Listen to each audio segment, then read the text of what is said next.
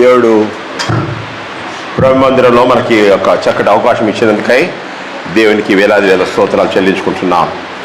దయచేసి సామెతల గ్రంథం 13వ అధ్యాయం వైపు మనం ధ్యానిద్దాం. సామెతల గ్రంథం 13వ అధ్యాయంలో కొన్ని వచనాలు దాన్ని వదిలిపెట్టాం. దాని తర్వాత ముందుకు వెళ్దాం. 24, 25 చదువుకుందాం. అదేవిధంగా 14వ అధ్యాయం 7 వచనాలు చదువుకుందాం. సామెతల గ్రంథము 13వ అధ్యాయము 24, 25 వచనాలు, 14వ అధ్యాయము 1 నుంచి 7 వరకు ఎవరైనా దయచేసి స్పష్టంగా చదివి మాకు వినిపించాలని ప్రయోగపేట మనం చేస్తుంటున్నాను.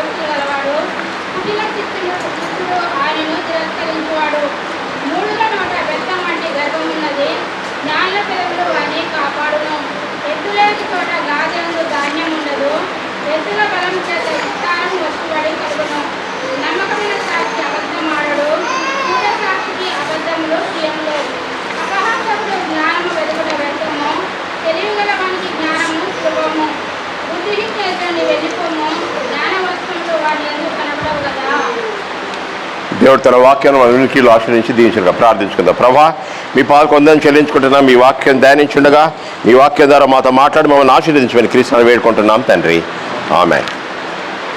ఇక్కడ 24వ వచనంలో ఒక చక్కటి మాట చెప్పాడు. అది కుటుంబ వ్యవస్థకు ఉన్నటువంటి ఒక మాట. అదేంటంటే, బెత్తము వాడిని కుమారుడు తన కుమారునికి విరోధి, కుమారుని ప్రేమించేవాడు వాడిని శిక్షించడని చూస్తుంటున్నాం. అంటే ప్రియులారా, ఇంట్లో క్రమశిక్షణ గురించి మాట్లాడుతుంటున్నాడు. ఇంట్లో బిడ్డలను క్రమశిక్షణలో పెంచే బాధ్యత దేవుడు తల్లిదండ్రులకు ఇచ్చి ఉంటున్నాడు. ఆ బాధ్యత మనం ఎలాగూ నిర్వహిస్తున్నాం అనేది చాలా ప్రాముఖ్యమైనది. దయచేసి 19వ అధ్యాయం 18వ వచనం చదవండి. 19వ అధ్యాయం 18వ వచనం.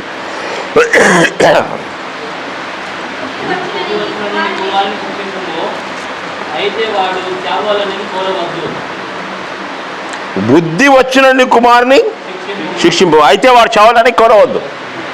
అంటే బెత్తం వాడి కుమారుడు తండ్రికి విరోధం అంటున్నాడు. దేవుడిని కుమారుని ఇచ్చాడు, కుమార్తెలను ఇచ్చాడు. కుమారుడు అంటే ఆడపిల్లల విషయం కూడా మాట్లాడుతున్నాడు ఇక్కడ. కుమారులు, కుమార్తెలు, జెండర్. వాడిని శిక్షించమని బైబిల్లో స్పష్టంగా మనకు బోధిస్తూ ఉంటుంది. స్పష్టంగా మనకు దాంట్లో ఏక తేడాలు. 22వ అధ్యాయం 15 వచనం చూద్దాం. 22వ అధ్యాయం 15 వచనం.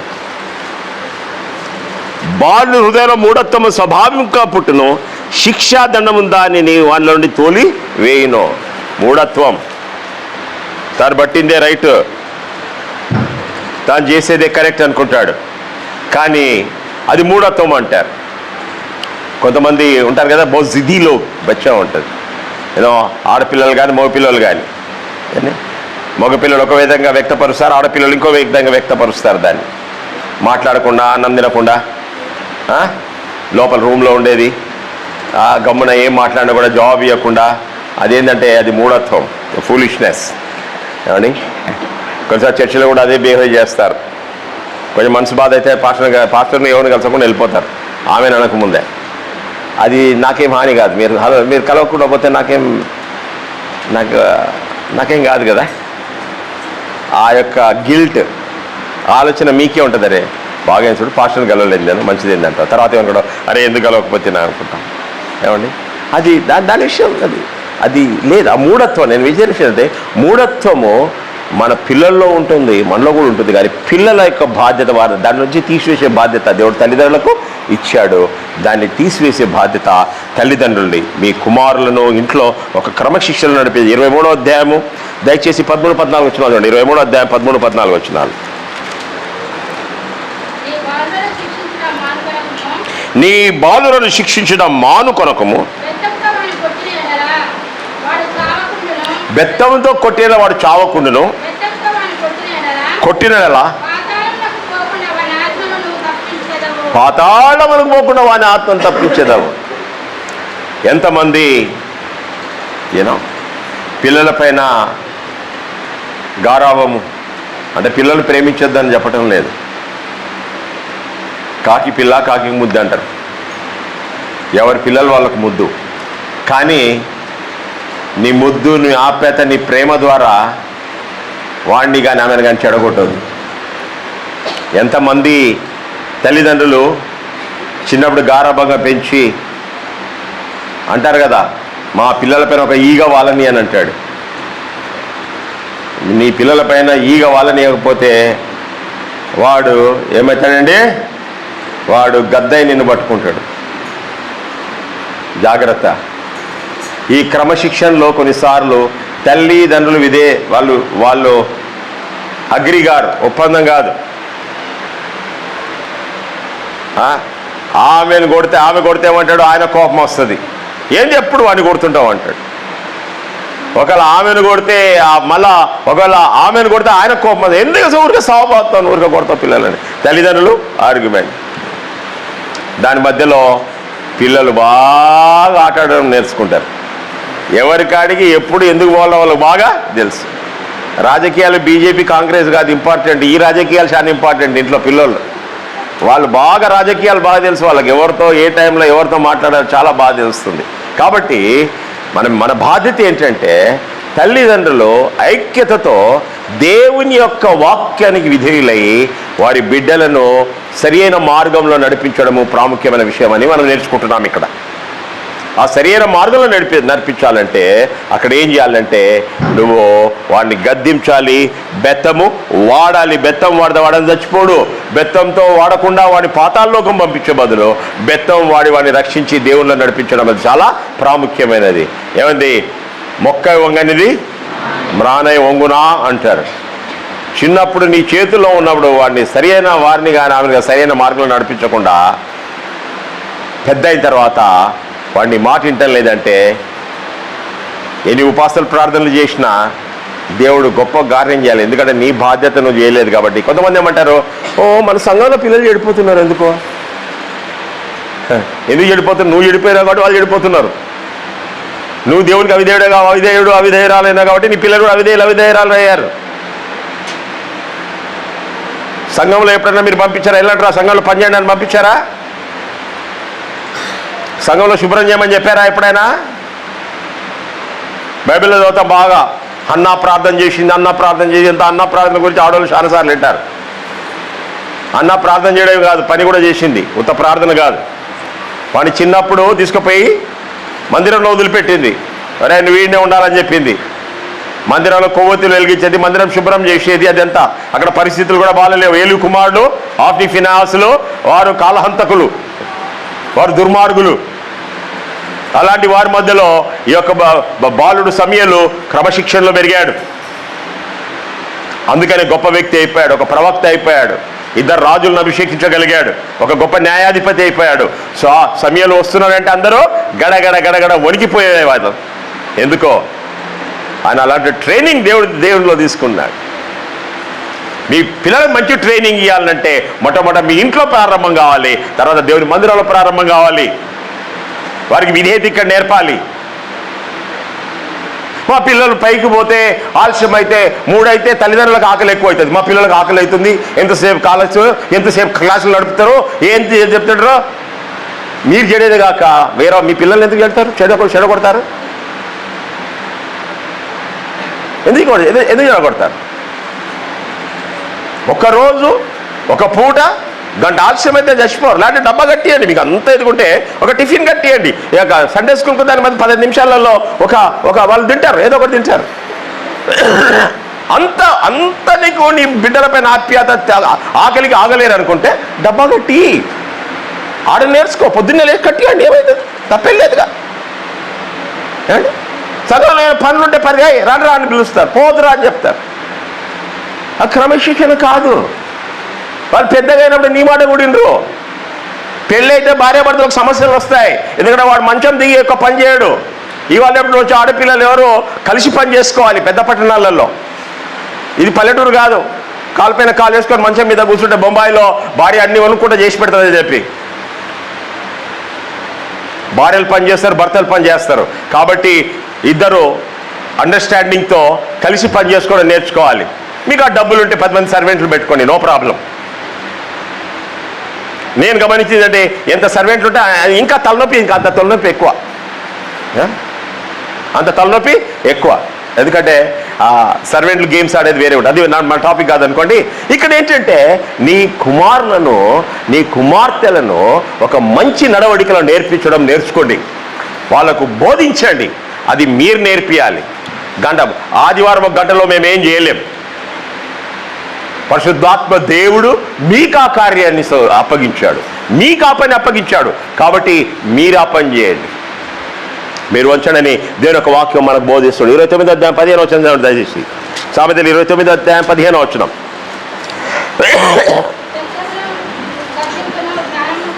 బెత్తమును గద్దింపును జ్ఞానము కలుగజేయను.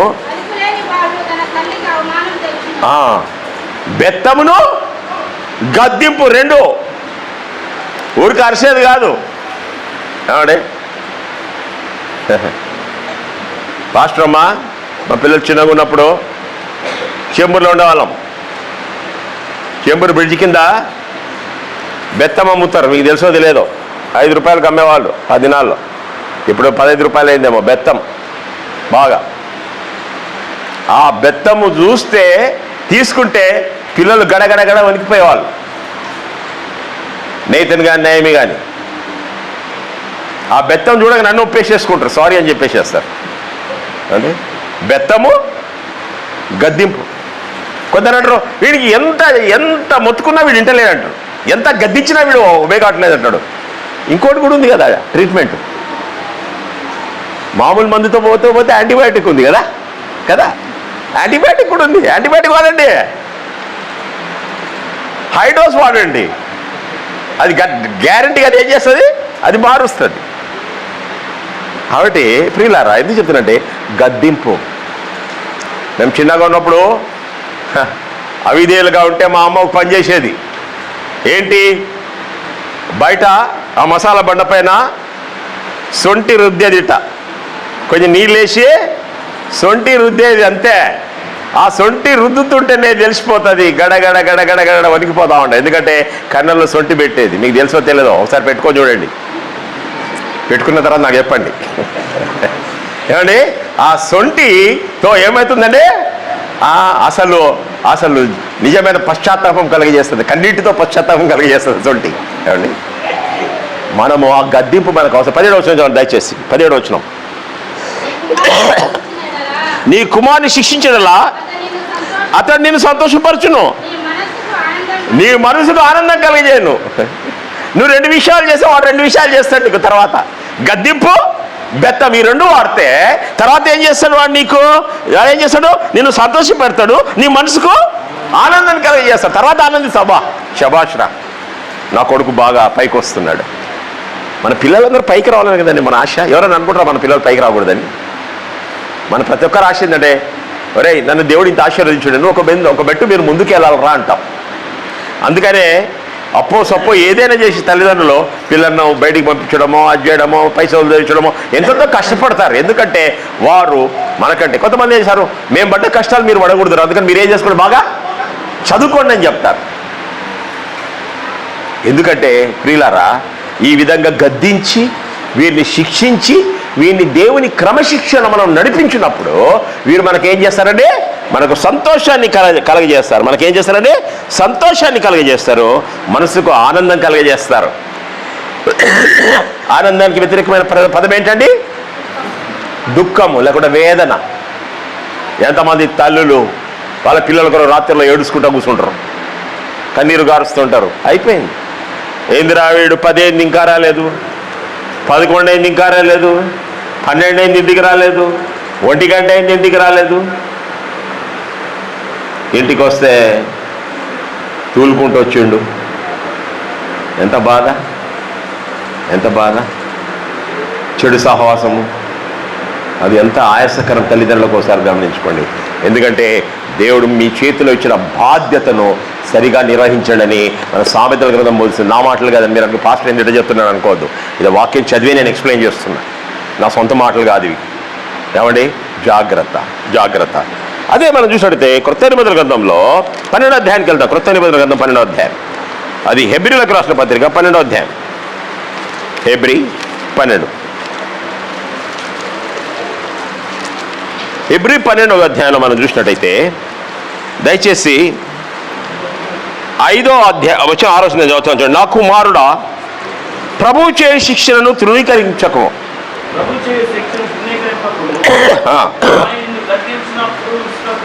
ఆయనను గద్దించినప్పుడు నేను విసుకకుము.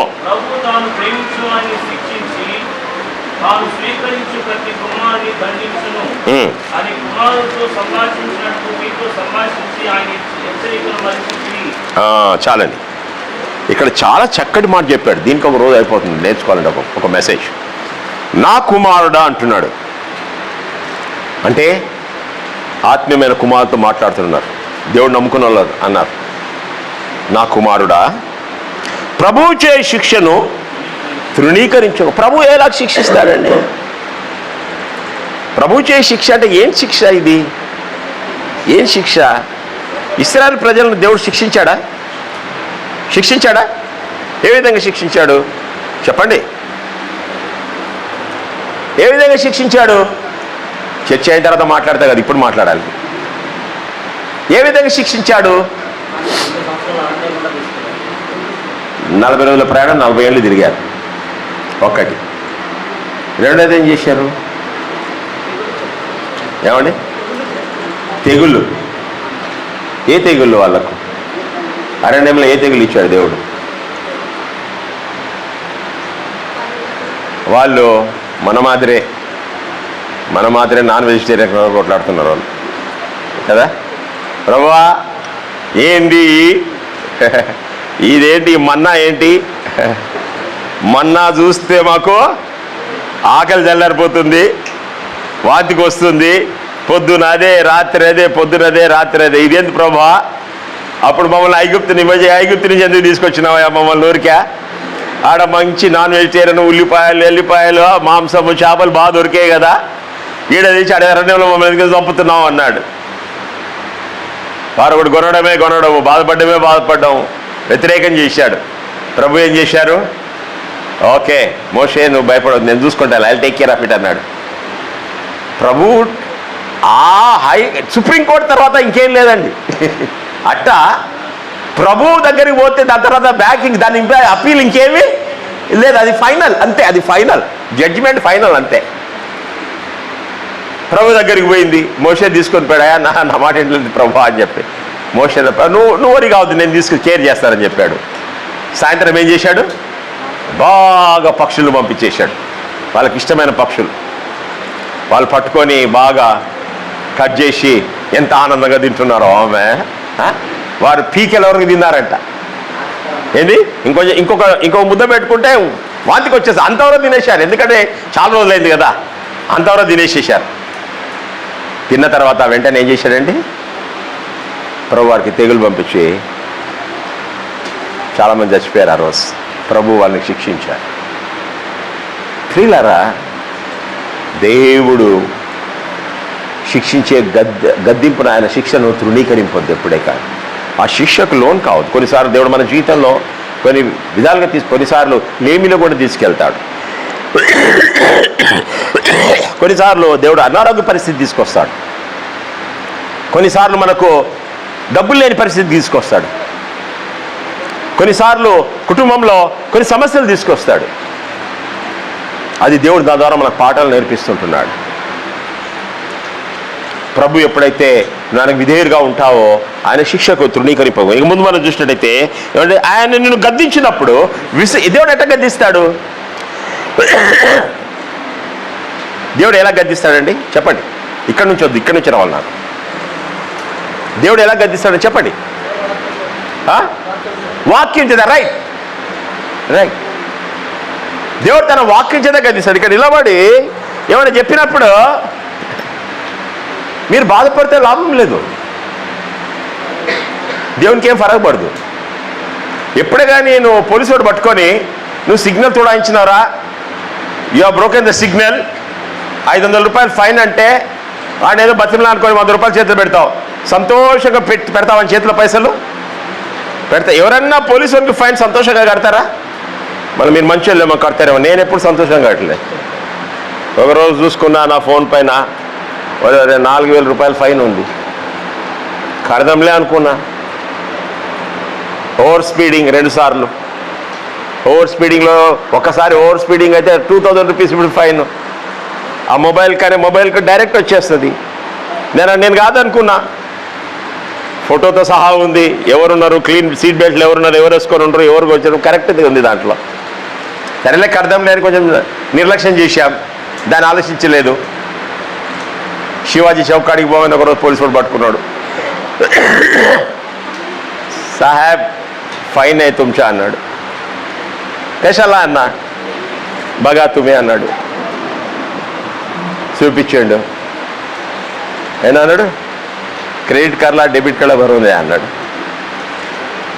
అప్పుడేం చేసింది, నవ్వుకుంటా ఆనందంగా సంతోషంతో ఇచ్చానా నేను? లేదు. అరే నాయన 4000 రూపాయలు అనవసరంగా వీడు తీసుకున్నాడు కదరా వేదాం అనుకున్నాను నేను కదా. అలాగూ శిక్షను ఎప్పుడే కానీ సంతోషంగా స్వీకరించాడు. కానీ ఇక్కడ ఏం చెప్తుంటున్నాడు చాలా చక్కటి మాట. మనకు ఆయన నిన్ను గద్దించినప్పుడు ఆయన మన మందికి మంచికరం గద్దిస్తాడు. నువ్వు విసుకకు అంటున్నాడు. ఒకసారి దేవుని వాక్యం ద్వారా నీకు గద్దింపు వచ్చినప్పుడు నువ్వు విసుకొద్దు. నువ్వు విసుక్కున్నట్టయితే నీలో రక్షణ లేదు. నువ్వు ఇక్కడికి చెందిన వాడివి కాదు. ఇక్కడ మాటల ద్వారా నీకు బాధ కలిగితే వాక్యం విన్నప్పుడు నువ్వు రక్షణ పొందలేదు. ఇది నీకు రైట్ ప్లేస్ కాదు. బయటికి పో. అంటే వాక్యం విడిచి మాట్లాడేది కాదు నేను మాట్లాడేది, వాక్యానుసారంగా మాట్లాడుతున్నా. వాక్యానుసారంగా నువ్వు చేసిన తప్పును గద్దించినప్పుడు ప్రభు వాక్యము నీకు హృదయానికి తగిలినప్పుడు నువ్వు విసుకొద్దు అంటున్నాడు. అప్పుడు ఏమిటి దాని తర్వాత, ప్రభువు తాను ప్రేమించిన వారిని శిక్షించి తాను స్వీకరించు ప్రతివాడిని, ప్రతి కుమారుని ఏం చేస్తాడండి, దండించును. శిక్ష, దండం ఈ మనకు చాలా ప్రాముఖ్యమైన ప్రియులారా. మన జీవితంలో దేవుడి మనకు అనుగ్రహించాడు దేవుని వాక్యం ద్వారా. కాబట్టి కుటుంబ వ్యవస్థలో గద్దింపు, పిల్లలను పెంచుట్లో గద్దింపు చాలా ప్రాముఖ్యమండి. ఏలీ తన కుమారులు గద్దించలేదు. ఏలీ కుమారులు తప్పు చేసి ఏమన్నాడో మనకు తెలియదు, బైబిల్లో రాయబడలేదు. బైబిల్లో చెప్పాడు చేయొద్దురా అంటే వాళ్ళు వినలేదు. వినప్పుడు ఏం చేయాలి, అక్కడి నుంచి బయటికి పంపించేసేయాలి వారిని. కానీ ఏలీ ఆ పని చేయలేదు. వాళ్ళు అక్కడనే ఉన్నారు. వచ్చిన అమ్మాయిలతో వాళ్ళు అసభ్యంగా ప్రవర్తించేవారు. మందిరానికి వచ్చిన వారితోటి అక్కడ ఉన్నటువంటి పరిశుద్ధమైన విషయాలలో, ఉపకరణాలలో వాళ్ళు తలదూర్చుకునేవారు. తెచ్చినట్టు అర్పణలు దొంగిలించేవారు. కానీ ఏలీ అన్నాడు, బాబు చేయొద్దురా అన్నాడు. వాళ్ళు ఒప్పుకోలేదు. తర్వాత ఏమైందండి, దేవుడు పర్మిషన్ ఇచ్చిండు. పెళ్ళయ్యారు పర్మిషన్ ఇచ్చిండు, పెద్దగా పర్మిషన్ అనుకుంటారు కొన్నిసార్లు. అరే చర్చ్ మేము బోల్తాయి కడతాయి, చర్చిలో చెప్తారు, ఏంది చెప్పుకోలే ఏమవుతుంది, అమ్కే అవి 12th పాస్ అయినాము, డిగ్రీ పాస్ అయినాము, పెళ్ళయింది, ఇల్లు కొనుక్కున్నాం అంటాడు. హోఫ్నీ ఫనాస్ హఠాత్తుగా మరణించారు. 2 విధవరాళ్ళు అయిపోయారు. ఏమండి, అప్పుడు ఒక ఆమె గర్భం దాల్చి కుమారుడిగా అన్నది. వాని పేరు ఏం పెట్టింది, ఇకాబోతు అని పెట్టింది. ప్రభావం మనలో నుండి దేవుడు విడిచిపెట్టిపోయింది. దేవుని ప్రభావం పోయింది. మనలో మందిరంలో ఉండి యాజకుని కుమారులై రాత్రి పగలు యాజకత్వాన్ని చూసి వాళ్ళు నశించిపోయారు. ఇవి వచ్చిన పిల్లోడు ఎక్కడి నుంచో వచ్చాడు. వాళ్ళమ్మ దేవునికి నమ్మకంగా ఉన్నది. దేవుడు ఆశీర్వదించి ఆమె మొర విని గర్భం తెరిచాడు. బయట నుంచి వచ్చాడు వీడు. వచ్చి ఆ మందిరంలో కూర్చొని ఇక్కడి నుంచి స్టార్ట్ చేసి దేవుడు విధేయుడుగా ఉన్నాడు కాబట్టి హెచ్చించాడు. ప్రియులారా, దేవునికి వ్యతిరేకంగా మనం తిరిగి మనము ప్రవర్తించి మాటల ద్వారా, తలం ద్వారా కానీ మన జీవితంలో మనం ఎప్పటికీ కూడా తప్పించుకోలేము. నీతిమంతుడు 25 నీతిమంతుడు ఆకలి తీర భోజనము చేయను, భక్తిహీనుల కడుపునకు లేమి కలుగునంటున్నాడు. సరే 14వ అధ్యాయానికి వద్దాం. మన సమయము కొద్ది నిమిషాలు నేను మాట్లాడి ముగిచ్చేస్తాను. ఇక మనం 14వ అధ్యాయానికి వచ్చినట్టయితే అక్కడ 14వ అధ్యాయంలో కొన్ని విషయాల గురించి మాట్లాడుతుంటున్నారు. కొన్ని విషయాల గురించి మాట్లాడుతుంటారు. దయచేసి అక్కడ మొదటి వచ్చిన చదవండి దయచేసి.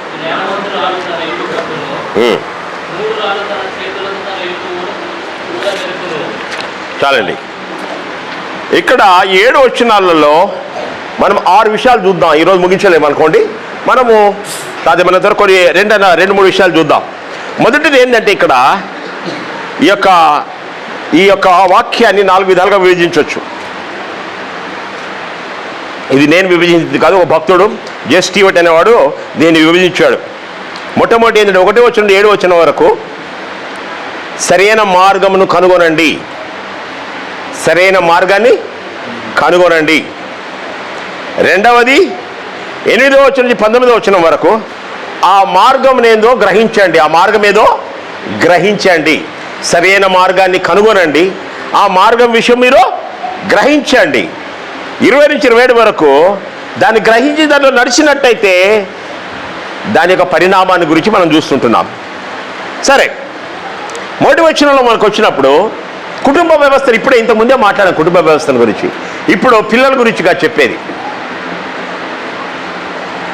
భార్య, దీని గురించి ఇంతకుముందు కూడా నేర్చుకున్నాం. అదేంటని జ్ఞానవంతురాలు తన ఇల్లు కట్టును. ప్రియులారా, ఇల్లు కట్టును అంటే దాని అర్థం ఏంటండి? అంటే మేస్త్రి పని చేస్తుందామె? దాని అర్థం ఏంటి? ఒక స్త్రీ జ్ఞానం ఇల్లు కట్టును అంటే దాన్ని మనం ఎట్లా అర్థం చేసుకోవాలి? ఏమండి, తాపి పని చేస్తుందనే కాదుగా. దాని అర్థం ఏంటంటే ప్రియులారా, దాని అర్థం ఏంటంటే కుటుంబ మేలు కొరకై ఆమె ఏం చేస్తుంది? కష్టపడి కుటుంబాన్ని పైకి తీసుకొస్తుంది. కుటుంబాన్ని పైకి తీసుకొస్తుంది. స్త్రీల పైన చాలా గొప్ప బాధ్యత ఉందండి. చెప్పాను కాబట్టి పురుషులకు తెలిసింది ఒకటి, నాకు కూడా అనుకోండి. పొద్దున్నే టయానికి నాష్టా చేసుకొని పని చేసేవాళ్ళు డబ్బా కట్టించుకోనో లేదంటే ఎట్నో ఒకటి చేసి బట్టలు వేసుకొని వెళ్ళిపోతారు. మళ్ళీ సాయంత్రం వచ్చినప్పుడు ఏం వండినావు అంటారు. అంతే. ఏమన్నా నచ్చండి అడగదు, ఇదా ఉండి ఇది ఎందుకు వండినావు అంటాడు. ఏమండి, మీరు చాలా మంచోళ్ళు మీరు అందరేమో. నేను అంటాను అప్పుడప్పుడు, ఏంది ఇదే మళ్ళా ఏంది ఇదే ఏమండి. కానీ మన ఇంటికి వస్తాం, చేస్తాం, అక్కడ కొంచెం కాలక్షేపం చేసేసి నిద్రపోతాం, మళ్ళీ వెళ్ళిపోతాం. కానీ మరుసటి రోజు గురించి నాస్ట్ ఏం చేయాలి? ఇంట్లో పిండి ఉందా రొట్టె చేసేదానికి? ఈయన తీసుకొచ్చిండా? నూనె ఉందా? చాయ్ పత్తి ఉందా? టీ ఇదాక చక్కెర ఉందా? ఏమండి, స్టవ్లో గ్యాస్ ఉందా? ఇవన్నీ ఆలోచన ఎవరు చేస్తారండి? మనం అడుగుతామా? రేపు పొద్దుటికి నాష్టకి ఏమన్నా ఉంది, అన్నీ ఉన్నాయా, చాయ్ పత్తి ఉందా, అంతా ఉంది కదా అని అడుగుతామా? అడగంగా. వాళ్ళు ప్లాన్ చేస్తారు. ఈ విషయంలో ఇల్లు కట్టునంటే స్త్రీ ఒక ప్రాముఖ్యమైన పాత్రను వహిస్తుంది అన్నట్టుగా ఇల్లు కట్టడం. ఆ పాత్ర కొరకై ఆమెను సన్మానించడం చాలా ప్రాముఖ్యమైన విషయం. ఏనే భార్యను కొట్టేది వాడు క్రైస్తవుడు కాదు. నిజమైన క్రైస్తవుడు అయితే భార్యను కొట్టాడు. నిజమైన క్రైస్తవులు అయితే భర్తగా అదిరి తిరిగి ఇంగ్లీష్ వెళ్ళిపోదు ఎప్పుడే. కానీ నువ్వు ఎంత మంచి నీతులు చెప్పు, బైబిల్ అంతా కంటతే చెప్పు, భార్యను కొట్టినైతే నీకు రక్షణ లేదు. భర్త నువ్వు వ్యతిరేకం చేసి ఇంట్లో విడిచిపోతే రక్షణ లేదు. నువ్వు బైబిల్ అంతా కంటది చెప్పినా నీకే స్థానం లేదు, నీకు స్థానం లేదు. నువ్వు చేసేది తప్పు, అంతే. నువ్వు చేసేది తప్పే, బైబిల్ ప్రకారం కాదు.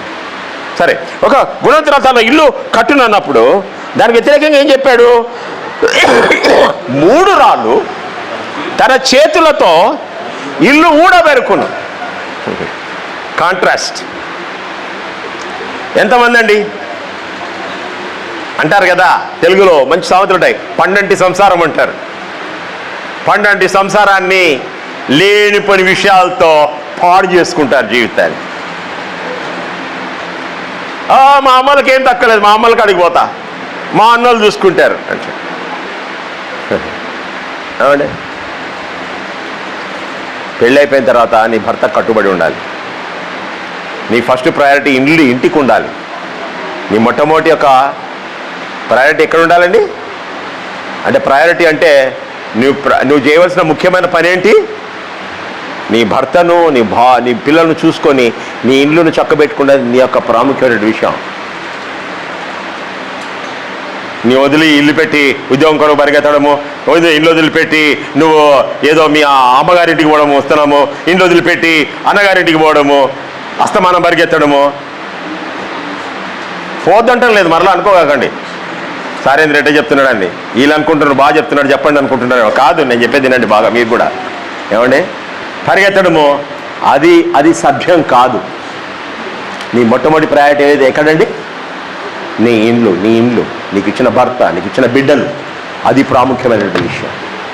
మీరు కూడా అమ్మా నాయన సన్మానించమన్నాడు, వాళ్ళని చూడమన్నాడు, కానీ నీ బాధ్యత ఎవరి పట్ల?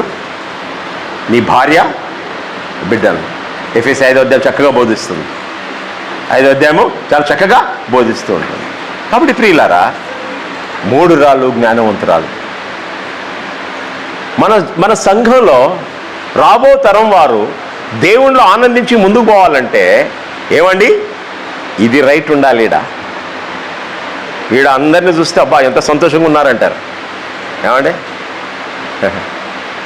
చూసేదాన్ని బాగానే ఉంటుంది. ఎక్స్రే కానీ ఎంఆర్ఐ స్కానింగ్ తీస్తే అసలు సంగతి బయటపడుతుంది. అట ఇక్కడ ఎంఆర్ఐ స్కానింగ్ తీస్తే ఏమవుతుంది? అసలు సంగతి ఒక్కొక్కటి బయటికి వస్తుంటుంది కదా. అది కాదు, దేవునికి నమ్మకంగా ఉండడం నేర్చుకోవాలి. నీ ఉద్యోగం ముఖ్యం కాదు, నీ తల్లిదండ్రులు ముఖ్యం కాదు, నీ పుట్టింటి ముఖ్యం కాదు, అక్కడ జరిగే కార్యాలు ముఖ్యం కాదు. నీ భర్త, నీ తల్లిదండ్రులు ఫస్ట్ ప్రయారిటీ అక్కడ. అక్కడికి వెళ్ళొద్దంటం లేదు. నేను ఎప్పుడు ఒకటే చెప్తాను ఆడవాళ్ళకు, ఊరికే మీ తల్లిగారింటికి ఒక్కళ్ళు పరిగెత్తవద్దు. మీ భర్తలతో వెళ్ళండి, అప్పుడు మీకు గౌరవం ఉంటుంది. మీ గ్రామంలో గౌరవం ఉంటుంది మీకంటే ఎక్కువ. శబాష్, మా ఊరి అమ్మాయి ఎప్పుడు వచ్చినా భర్తతో పిల్లలతో వస్తుంది, వాళ్ళ భర్త వచ్చి వదిలిపెట్టిపోతాడు, మళ్ళీ వచ్చి తీసుకుపోతాడు అనేది ఒక గౌరవం అనేది ఉంటుంది. అంటే ఎమర్జెన్సీలో ఆయన లీవ్ లేకపోతే, ఎమర్జెన్సీ గురించి బైబిల్ మనకు తెలుసు కదండి. ఎమర్జెన్సీ విషయం నేను మాట్లాడటం లేదు, సాధారణంగా. సరే, ఇల్లు కట్టడం అనే విషయంలో అంటే భార్య ప్రాముఖ్యమైన పాత్ర వహిస్తుంటుంది. కాబట్టి భార్యాభర్తలు ఒకరొకరు అర్థం చేసుకుంటూ ఈ సంసారాన్ని నడుపుకోవడం నేర్చుకోవాలి. వేరే విషయాలు ప్రాముఖ్యమైనవి కాదు. సగం సమస్యలు కుటుంబాల్లో ఎవరి ద్వారా వస్తాయండి? భార్యాభర్తల ద్వారా రావు, 3వ మనిషి ద్వారా వస్తాయి. ఈ మధ్య ఇంకా ఎక్కువ సమస్యలు, ఎందుకంటే అన్లిమిటెడ్ సెల్ ఫోన్ కాల్స్ ఉన్నాయి. ఫోన్ అన్లిమిటెడ్, ఎంతైనా మాడుకోండి, ఎవరితోటైనా మాట్లాడుకో. దాంతో ఏంటి ఉచిత సలహాలు చాలామంది ఇచ్చేవారు ఉంటారు. జాగ్రత్త. సరే, దాని విషయం మనం తర్వాత ముందు నేర్చుకుందాం. భార్యాభర్తలు కుటుంబాన్ని గురించి మాట్లాడుతూ జ్ఞానవంతుల తన ఇల్లుని కట్టును. ఇక్కడున్న స్త్రీలందరూ కూడా మీరు జ్ఞానవంతురాలుగా మీ ఇల్లుని కట్టడం నేర్చుకోండి. మీరు జ్ఞానవంతులైన భర్తలుగా మీ భార్యలతో జ్ఞానయుక్తంగా జీవించడం నేర్చుకోండి.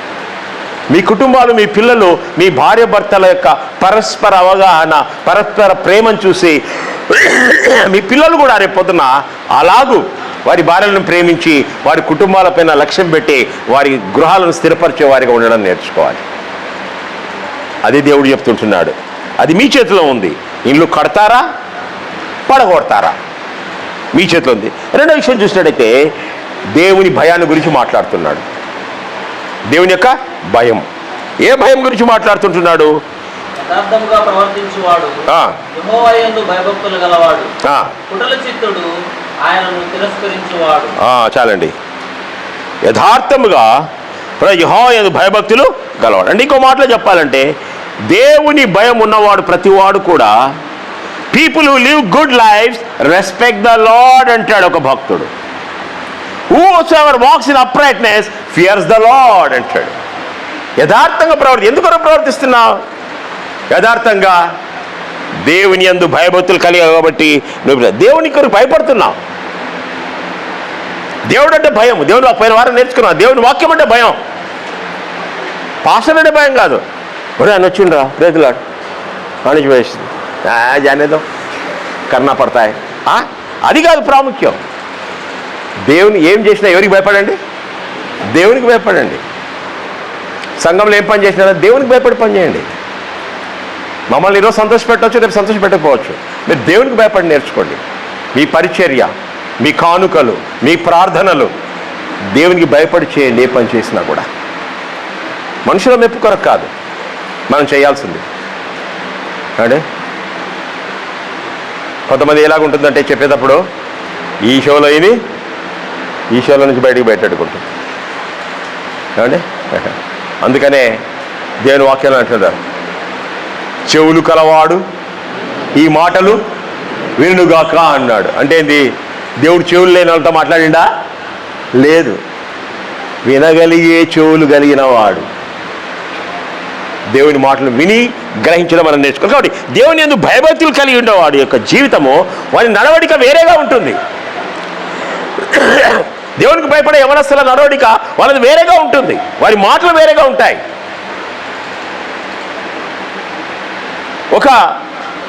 ఒక దైవజనంతో మాట్లాడినప్పుడు, ఒక టీచర్తో మాట్లాడినప్పుడు, ఒక పెద్దలతో మాట్లాడినప్పుడు వారి మాటల్లో తెలుస్తుంది వీరి సంస్కారం ఏంటి, వీరు దేవునికి భయపడే వాళ్ళ అని చెప్పేసి. मैं छोड़ेगा नहीं पास्टर को आज, मैं छोड़ेगा नहीं उसको आज नहीं, छोड़ना पकड़ना ये बाहर, పట్టుకుండేది వదిలేది నిలదీసి అడిగేది అన్నీ కూడా దీని బయట, ఈ గృహంలాగా దేవుని గృహంలో కాదు. అది పనిచేయదు ఎక్కువ. అలాంటి ట్రిక్స్ పనిచేయవు ఎక్కువ. సైతాన్ ట్రిక్స్ బయట పనిచేస్తాయి, ఇక్కడ పనిచేయవు. ఎందుకంటే అలా చేసినట్టే నువ్వు శాపగ్రస్తుడు అయిపోతావు. జాగ్రత్త, నువ్వు శాపగ్రస్తుడు అవుతావు. జాగ్రత్త. దేవుని శాపగ్రస్తుడు కావాలనుకుంటున్నావా, ఆశీర్వాదం పొందాలనుకుంటున్నావు? ఒకసారి ఆలోచించుకోండి. అయితే వాని భయభక్తులు కల వారి యొక్క నడవడిక వేరు. కానీ కుటుల చిత్తుడు ఆయనను ఎవరిని తిరస్కరించును? ఆయనను తిరస్కరించినట్టు ఎవరిని తిరస్కరించును? దేవుని తిరస్కరిస్తాడు. ఎలాగ మనం దేవుని తిరస్కరిస్తాము చెప్పండి ఒక మాట. ఎలాగూ ఈరోజు వాక్యనాక సంఘంలో ఉన్న సభ్యులు దేవుణ్ణి తిరస్కరిస్తారు ప్రాక్టికల్గా. ఏ విధంగా? హౌ?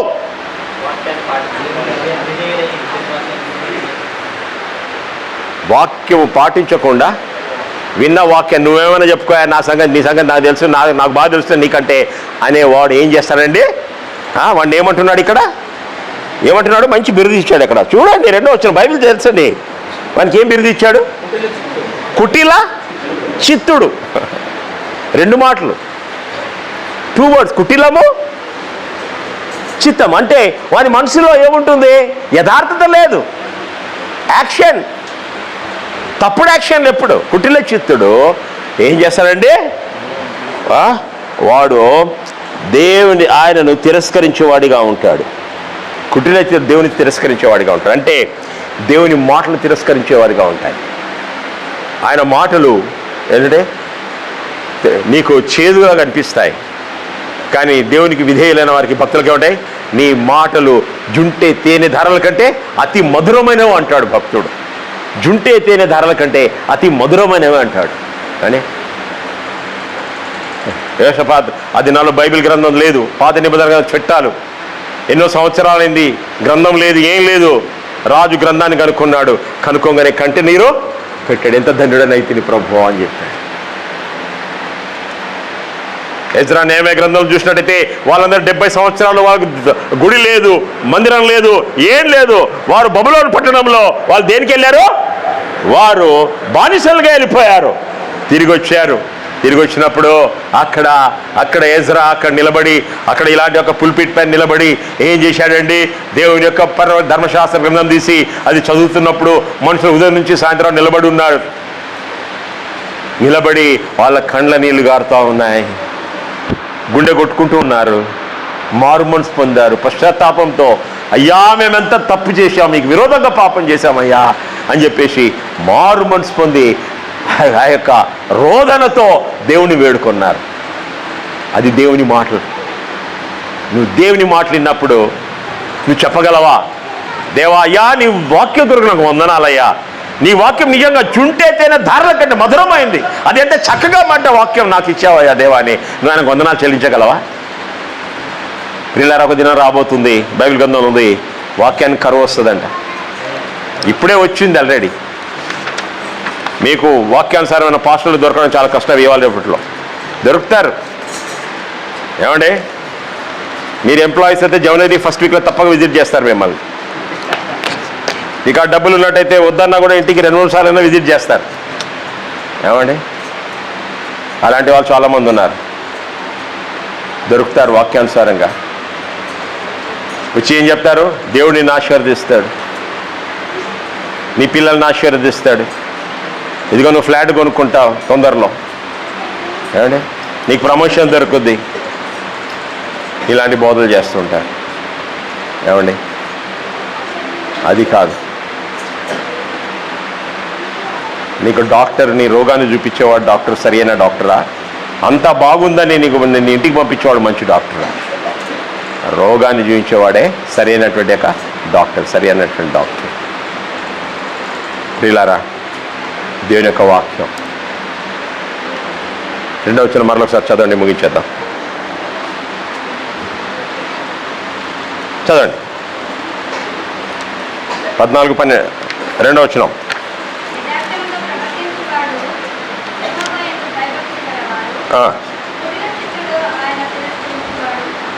కుటిల చిత్తుడు ఆయన నువ్వు దేవుణ్ణి స్వీకరిస్తున్నావా, తిరస్కరిస్తుంటున్నావా? నీ గృహాన్ని నువ్వు కడుతుంటున్నావా, లేకుంటే చేతులతో పడగొడుతుంటున్నావా? ఈరోజు గృహం నుంచి బయటికి వెళ్ళకముందు నీలో అలాంటి యొక్క పొరపాట్లు ఉన్నట్టయితే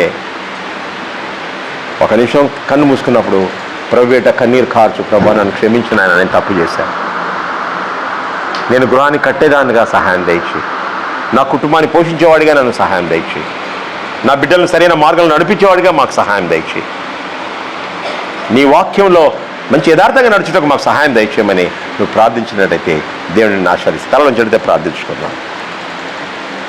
ఒక్క నిమిషం మీ హృదయాలు మీరు పరీక్షించుకొని ప్రార్థనలో మనం గడుపుదాం.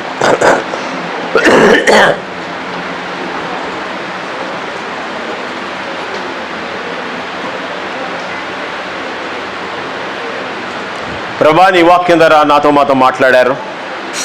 మీ వాక్యానికి విధేయులై మీ మా క్రైస్తవ జీవితంలో కొనసాగటకు సహాయం తెచ్చమని క్రీస్తును ప్రార్థించి వేడుకుంటున్నాం తండ్రి. ఆమేన్.